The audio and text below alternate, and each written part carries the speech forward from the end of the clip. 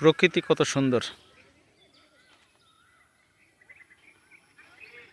চারিদিকে ধান গাছ, তার মাঝে এটা মানে কুমড়ো ক্ষেত,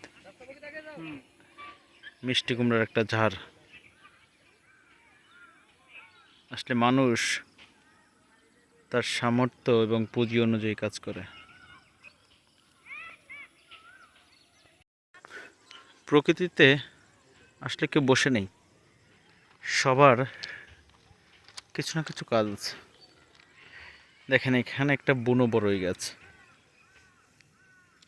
কেউ এটাকে রোপণ করে নাই, কিন্তু এটা কত বড়, প্রচুর ফল ধরে। এই যে নিম গাছ, কেউ রোপণ করেনি, কিন্তু এটা মানুষকে ঔষধি বৃক্ষ।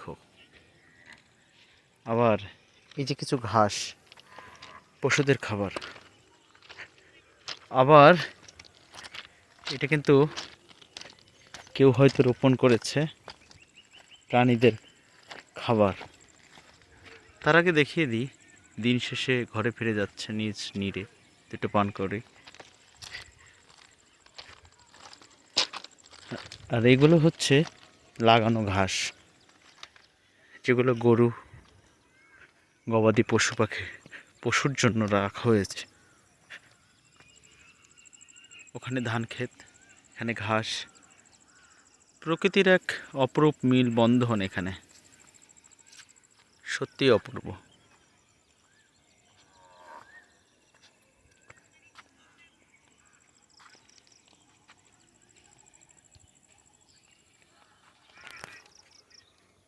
প্রকৃতির অপরূপ মিল বন্ধনের মাঝেই পৃথিবীর ঐতিহ্য।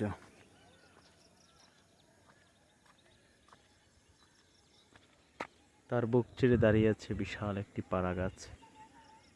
পাড়া গাছ বলতে গ্রাম্য ভাষায় পাড়া গাছ বলে, কিন্তু আসলে এটা তুলো, এখান থেকে প্রচুর তুলো তৈরি হয়।